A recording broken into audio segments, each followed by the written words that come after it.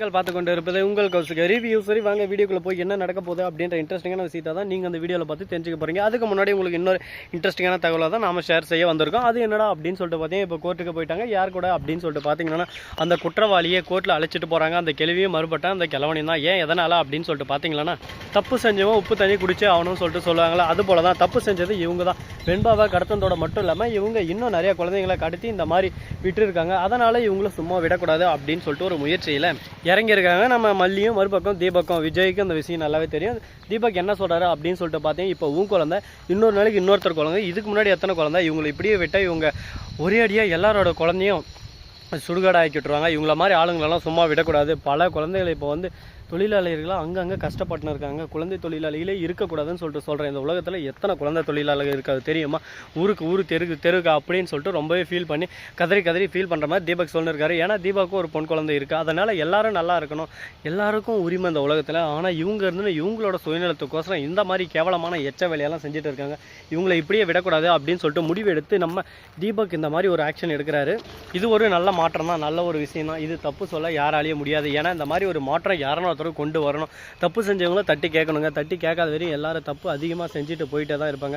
தப்பு செஞ்சவங்களும் தட்டி கேட்க அவங்க இதுக்கு மேலே தப்பு செய்யறதுக்கு ஒரு பக்கம் பயப்படுவாங்க. வாழ்க்கையில் என்னடா இப்படி பண்ணிட்டோமே, தப்பு பண்ணிட்டோம்ல குமார் அப்படின்னு சொல்லிட்டு பயத்தில் ஒரு பக்கம் கூனி குறுகி போய் ஓரமாக உட்காந்து இருக்காங்க. அந்த மாதிரி தான் ஒரு பக்கம்லாம் நடந்துன்னு இருக்குது. இது மட்டும் இல்லாமல் இன்னும் நிறைய விஷயங்கள்லாம் இங்கே மாற்றத்தை கொண்டு வரணுங்க. மாற்றம் ஒன்றே மாறாதுன்னு சொல்லிட்டு சொல்லுவாங்களே, அதுக்கேற்ற மாதிரி மாற்றத்தை கொண்டு வரணும் அப்படின்னு சொல்லிட்டு ஒரு எண்ணத்தில் இருக்காங்க.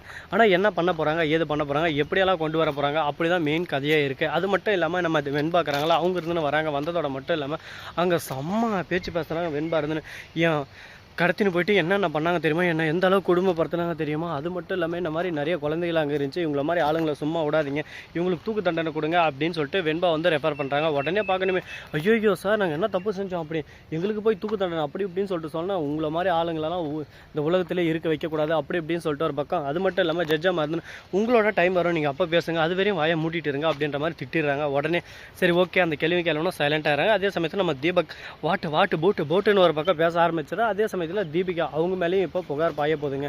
இப்படி தாங்க ஒரு பக்கம் பிரச்சனை மேலே பிரச்சனை, சிக்கல் மேலே சிக்கலெல்லாம் போயின்னு இருக்குது. இந்த சிக்கலுக்கு நடுவில் என்ன பண்ணுறது ஏது பண்ணுறதுன்னு சொல்லிட்டு தெரியாமல் குழப்பத்தில் குழம்பி போயிட்டு இருக்காங்க. அதே சமயத்தில் நம்ம தீபிகா இருக்காங்களா, அவங்க இருந்து வாண்டடாக மாட்டிடுறாங்க. என்ன அப்படின்னு சொல்லிட்டு பார்த்தீங்கன்னா, தீபிகா தான் வெண்பாவை ஃபஸ்ட்டு கடத்தந்து அதுக்கான ஆதாரமும் எங்ககிட்ட இருக்குன்னு சொல்லிட்டு அதுக்கான ஆதாரத்தை அவங்க சப்மிட் பண்ணுறாங்க. அந்த ஆதாரத்தை பார்த்துட்டு ஓஹோ இதுக்கு அப்படின்னா தீபிகாவும் உடன்பட்டு இருக்காங்க.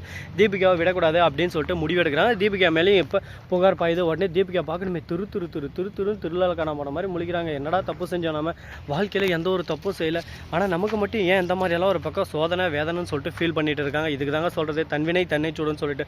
எந்த அளவுக்கு ஒரு பக்கம் நம்ம எது செஞ்சாலும் நல்லதே நடக்கும் அப்படின்னு சொல்லிட்டு நினச்சிட்டு இருக்கோம்ல, அந்த அளவுக்கு பிரச்சனை நம்மளை தேடி வரும். அப்போ தான் புரிய வரும், நம்ம வீட்டில் நடந்தால் தாங்க அதோட கஷ்டம் தெரியும். அடுத்தவங்க வீட்டில் நடக்கிற போது அது நல்லா இனிமையாக தான் இருக்கும். அது போல தான் நம்ம தீபிகா இருக்காங்களா, அவங்களோட பொண்ணு திடீர்னு இந்த மாதிரி கடத்தப்பட்டிருந்தால் அவங்க சும்மா இருந்துப்பாங்களா? ஏன்னா அவங்க தான் கடத்தினதே. அவங்கள மாதிரி ஒரு கேவலமான எச்சக்கலையை இந்த உலகத்தில் யாருமே இல்லை. எதனால் இப்படி பண்ணுறாங்க, ஏன் இந்த மாதிரி பண்ணுறாங்க அப்படின்னு சொல்லிட்டு நமக்கும் சுத்தமாக தெரியல. ஆனால் தீபிகா அவங்க தம்பிக்கு அவசரம் பழி வாங்குறேன்னு சொல்லிட்டு பல பேரோட வாழ்க்கையில் விளையாடின்னு இருக்காங்க. அது ரொம்பவே ஒரு பக்கம் தவறான விஷயம். அது மட்டும் இல்லாமல் நம்ம விஜயும் ஒரு பக்கம் ரொம்பவே கடுமையாக சொல்லிடுறாரு. இந்த மாதிரி உன் பொண்ணுங்க இருந்தால் நீ சும்மா இருந்திருப்பியா, உன் பொண்ணு நாங்கள் கடத்திருந்தால் சும்மா இருந்திருப்பியா, ஏன் தீபிகா அந்த மாதிரி பண்ணுறேன், உனக்கும் மல்லிக்கும் தானே பகை, அந்த பகையில் எதுக்கு என் பொண்ணை பகடைக்காயை யூஸ் பண்ணுறேன் அப்படின்னு சொல்லிட்டு கேட்க அப்படியே சும்மா செருப்பால் அடிச்ச மாதிரி இது ஒரு பக்கம். இதுக்கு மேலே நான் எதுவும் பேச விரும்பல, இதுக்கப்புறம் நான் எதுவும் செய்யவும் மாட்டேன் அப்படின்னு சொல்லிட்டு மௌனமே சேர்ந்துன்னு சொல்லிட்டு மௌனத்தோட சைலண்டாக அந்த இடத்துலேருந்து வெளியே போயிடுறாங்க நம்ம தீபிகா. அது மட்டும் இல்லாமல் தீபிகாவுக்கு 1 வருஷம் வேலை அவங்க எந்த ஒரு இதுலேயும் செய்ய முடியாது அப்படின்னு சொல்லிட்டு சொல்லிடுறாங்க. அதே மாதிரி 10 லட்சம் அபராதமும் சொல்லிடுறாங்க.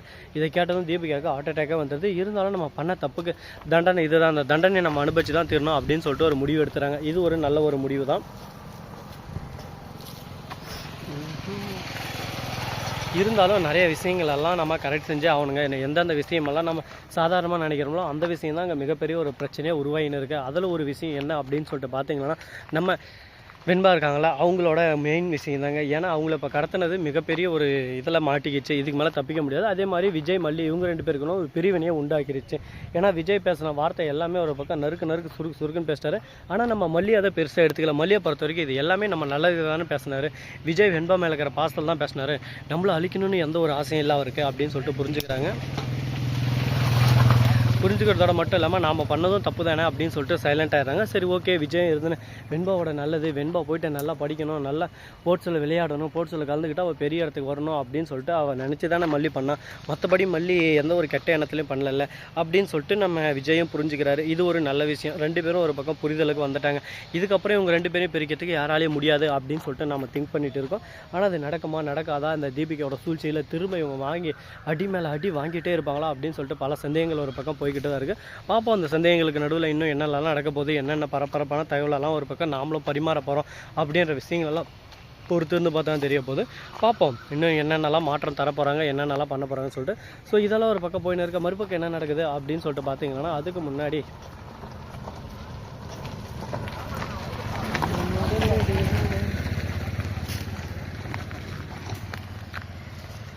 நாம் இப்போ எங்கே இருக்கோம் அப்படின்னு சொல்லிட்டு பார்த்தீங்கன்னா நாம் வந்து வாணியம்படி